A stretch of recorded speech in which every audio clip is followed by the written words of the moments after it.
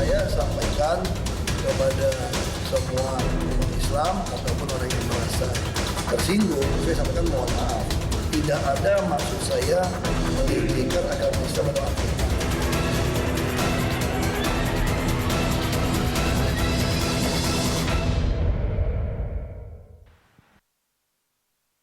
Terima kasih Anda kembali bersama kami, pemirsa, dan saat ini sudah bergabung bersama kami Pak Indra di Jakarta. Selamat malam Pak Indra, silakan dengan komentar Anda. Selamat malam Pak Indra. Halo, selamat malam Pak. Iya, silakan malam, Pak Indra. Jadi menurut saya SARA ini sangat sangat sensitif. Kalau kita mau belajar SARA itu kita belajar dari Amerika sama India. India itu Afghanistan, Bangladesh, Afghanistan, Bangladesh, Pakistan. Sama India itu sebenarnya satu mereka. Cuma kadang SARA jadi ribut sampai sekarang. Itu juga Amerika jadi besar kan. Karena SARA nggak terlalu. Kalau SARA ini kita belajar Kanjeng Dimas apa tuh ya? Taat Dimas pribadi itu kan. maksudnya? Ya, itu orang udah jadi nggak rasional kan berpikirnya. Nah, itulah yang diolah-olah. Saya melihat sih gini, pola pilpres kemarin ini mau dimainkan lagi kayaknya. Gitu. Baik, terima kasih Untuk itu, Pak Indra sudah bergabung iya. bersama kami. Selamat malam. Baik, kita lanjutkan dialog kita. Jadi ini adalah, kalau menurut penelpon tadi, adalah pola lama yang dimainkan kembali. Pak Kodari, Anda melihatnya yang bermain sama juga orangnya, kelompoknya, atau ini sebenarnya memang pasti akan terus dimainkan di negara kita? Ya, upaya untuk menang itu kan bisa dilakukan dengan berbagai macam cara. Karena memang masyarakat kita sangat beragam, maka kemudian juga ada beragam alasan dan motif orang untuk memilih. Nah, biasanya kalau dari aspek program dan dari aspek kompetensi itu sudah pada posisi underdog, itu kecenderungan mencari jalan yang lain, jalan-jalan yang dijustifikasi sebagai alat untuk menang. Nah, pada titik ini saya kembali sebetulnya pada variabel masyarakat. Kalau masyarakatnya itu memang sudah suasananya SARA, terbangun oleh fenomena sosial politik sebelumnya, maka kemudian itu sebenarnya tanpa dipicu pun akan bekerja variabel itu. Tetapi kalau ternyata masyarakat itu tidak punya elemen SARA, jadi elemen derajat kesaraannya itu relatif rendah, maka upaya-upaya untuk memprovokasi dari elit pun itu akan sulit untuk menuju ke sana. Nah, kita berharap masyarakat Jakarta dan masyarakat dimanapun menuju kepada masyarakat yang rasional, masyarakat yang meritokrasi, masyarakat yang modern yang mengedepankan variabel. Jakarta menurut Anda sudah cukup tadi mengutamakan meritokrasi, toleran, atau masih tetap kental? Menurut saya masyarakat Jakarta sebetulnya trennya seperti itu. Jadi masyarakat Jakarta secara pendidikan relatif lebih tinggi dibandingkan dengan provinsi yang lain.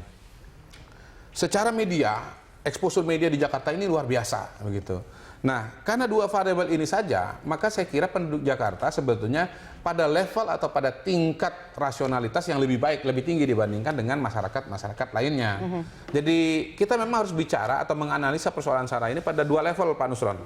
Level grassroots, ya, kemudian level elit gitu. Kalaupun mau ditambahkan kelas menengah, katakanlah begitu. Nah, elit ini kadang-kadang punya halusinasi, punya pikirannya sendiri, bahkan kadang-kadang halusinasinya sendiri, yang kemudian bisa berbeda dengan masyarakat di bawah begitu.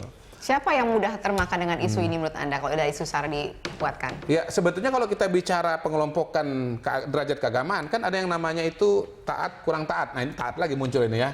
Kalau dalam konteks agama Islam itu ya, itu santri non santri katakanlah begitu. Nah, biasanya yang santri memang relatif lebih mudah terbakar karena sentimennya kan memang lebih kuat. Non santri ya so and so lah kira-kira begitu. Itu penting, tetapi ya mungkin ada variabel lain yang lebih penting. Nah, ya kelompok yang santri ini yang sebetulnya paling sensitif ya. Yang biasanya punya tafsir yang lebih rigid dibandingkan dengan kalangan yang non santri.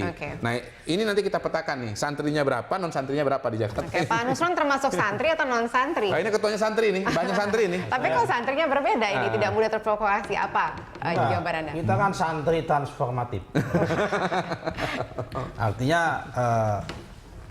saya berkali-kali ingin menyampaikan ya, setiap momen saya ini sampaikan. Kita itu orang Islam. tetapi juga sekaligus orang Indonesia. Sebaliknya kita juga orang Indonesia sekaligus orang Islam. Artinya apa? Kalau kita itu merasa dirinya sebagai orang Islam sekaligus orang Indonesia, kita harus sadar.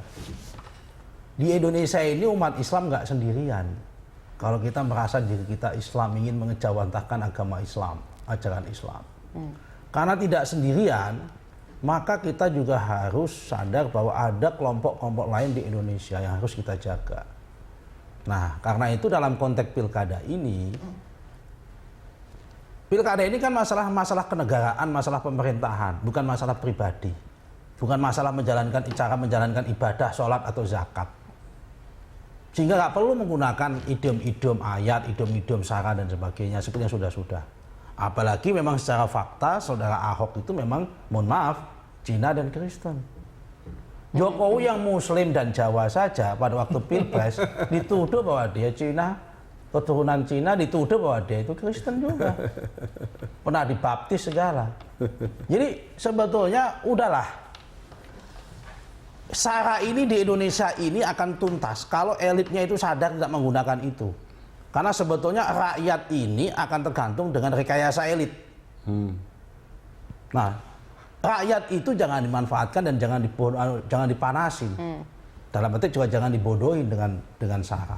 Oke, Nah, ini yang berbicara seorang santri transformatif ya. Gitu. Yeah. Tapi kemudian kalau kita baca tadi kan Pak Koda juga bilang di Jakarta itu nggak semuanya santri, tapi juga ada non santri. Nah, kemudian bagaimana menurut Anda yang harus dilakukan oleh misalnya KPU dalam hal ini untuk bisa lebih menjaga koridor sehingga akhirnya kampanye hitam seperti ini tidak muncul kembali di masa. Enggak, tidak hanya KPU, aparat keamanan pun harus tegas.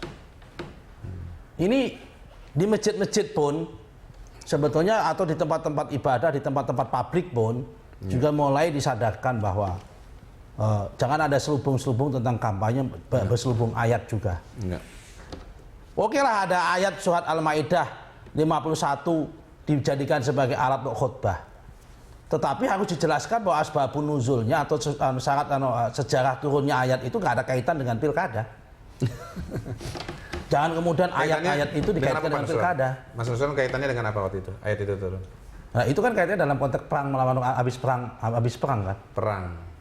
Habis perang karena habis perang masih dalam kondisi diametral orang Yahudi sama orang Nasrani itu lawan, karena itu kita jangan sampai kita bersekongkol atau menjadikan mereka itu teman di situ.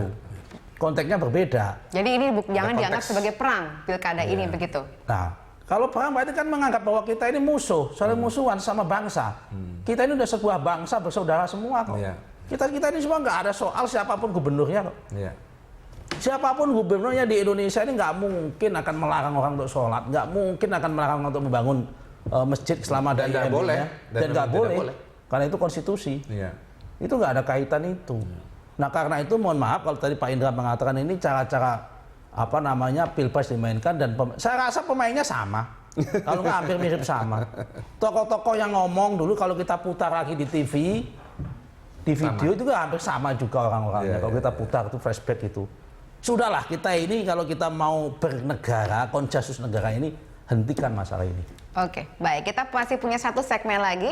Terakhir nanti kami juga masih mengundang Anda untuk berpartisipasi. Pemirsa, jika Anda ingin berdialog dengan narasumber kami pada hari ini, kami akan kembali saja di berikut ini. Tetaplah bersama kami.